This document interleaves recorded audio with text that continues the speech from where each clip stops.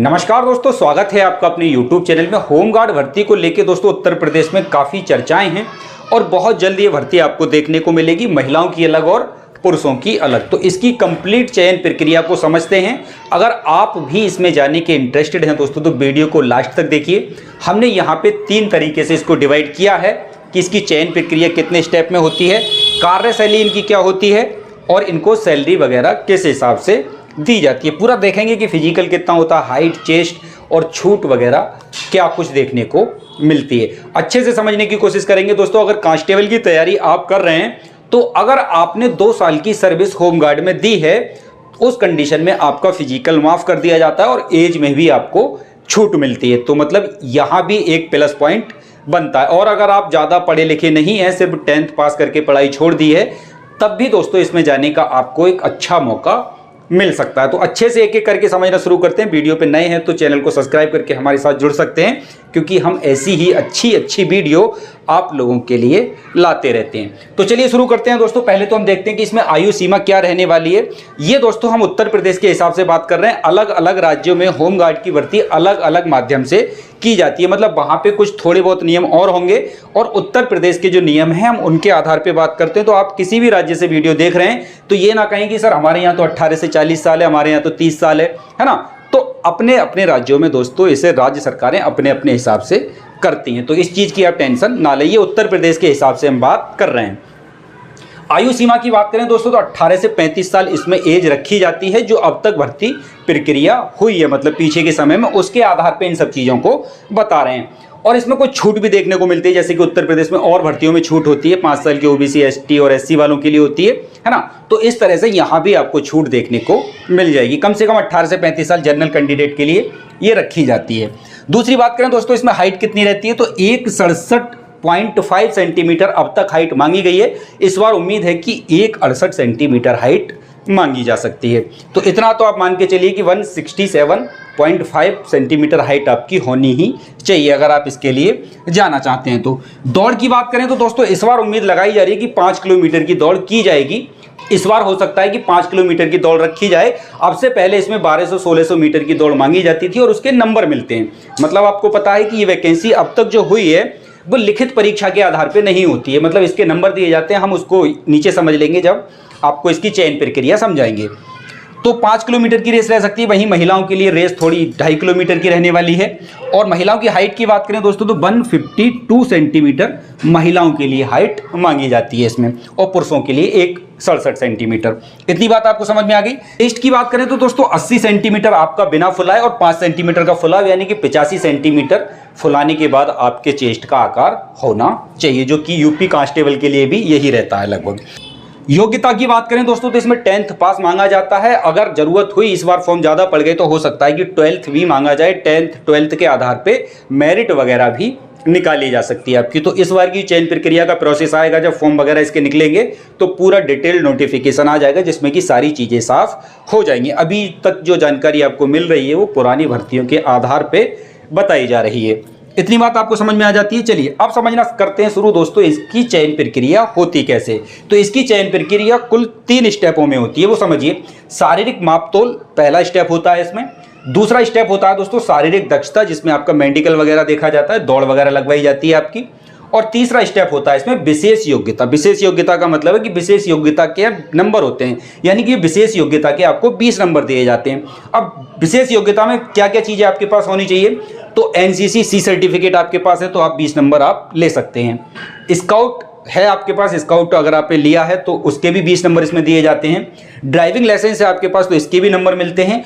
O level है अगर आपके पास तो इसके भी नंबर मिलते हैं। और स्पोर्ट्स वगैरह में आपने रणजी वगैरह खेला है तो यहाँ भी दोस्तों आपको इसके नंबर मिलते हैं। कुछ नंबर दोस्तों इसमें फिजिकल में जो रेस वगैरह होती है वहाँ मिलते हैं। तो टोटल प्रक्रिया 100 नंबर की होती है, जिसमें कि आपको दौड़ के अलग नंबर मिलते हैं, स्पेशल योग्यता के अलग मिलते हैं, माप तोल, ऊंची कूद, लंबी कूद के अलग नंबर मिलते हैं। तो ये सारे नंबर मिला के हो जाते हैं 100। मतलब 100 नंबर में से ही आपकी चयन का आधार मान के उनको मेरिट बनाई जाती है। इतनी बात आपको समझ में आ जाती है। चलिए बात करते हैं दोस्तों इनकी कार्यशैली क्या होती है, मतलब इनको करना क्या होता है। तो ये बात बहुत अच्छे से जानते हैं कि थाने चौकी जो होते हैं, ट्रैफिक पुलिस वगैरह की मदद करने में होमगार्ड काम करते हैं। इतनी बात आपको समझ में आती है। तो पहला काम देखते हैं, कार्य निश्चित नहीं होता है दोस्तों इनका। कार्य निश्चित होने का मतलब ये नहीं कि ये हमेशा थाने में ही ड्यूटी करेंगे, मतलब आज थाने में है तो कल चौकी में, अगले दिन देखेंगे तो चुनाव में इनकी ड्यूटी है, उसके बाद ट्रैफिक पुलिस के साथ भी अपनी ड्यूटी देते हैं। तो मतलब इनका कार्य निश्चित नहीं होता, वैसे ही कार्य होता है जैसे जो कांस्टेबल होते हैं, आरक्षी होते हैं, उन्हीं की तरह इनका भी कार्य होता है।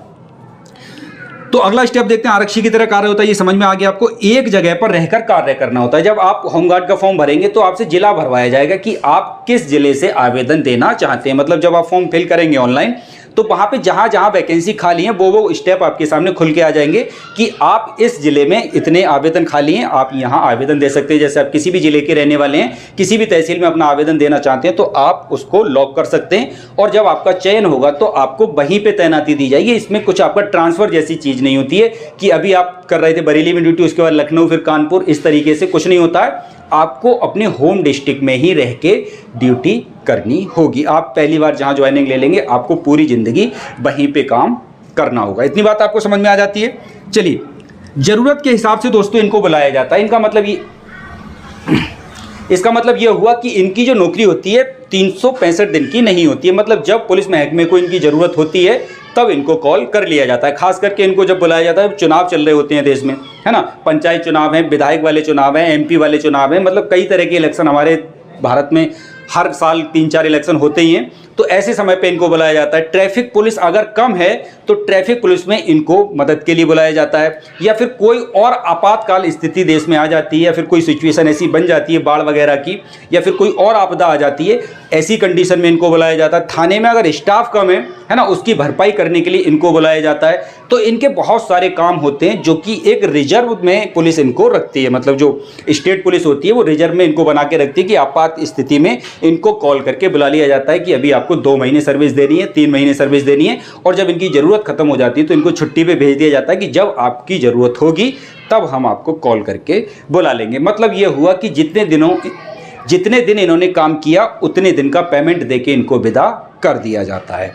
क्लियर हो जाती है बात। चलिए, तो ये हमने आपको सब बता दिया कि इनकी ड्यूटी कहाँ कहाँ रहती है। तो ये भी आपको समझ में आ गया होगा कि कार्यशैली, मतलब इनका जो कार्य करने का तरीका होता है वो क्या होता है। मतलब जैसे कांस्टेबल का तरीका है काम करने का, वैसे ही इनको भी वही काम करने होते हैं। मतलब आपात की स्थिति में उत्तर प्रदेश पुलिस या फिर राज्य पुलिस की मदद करना ही इनका मुख्य काम होता है।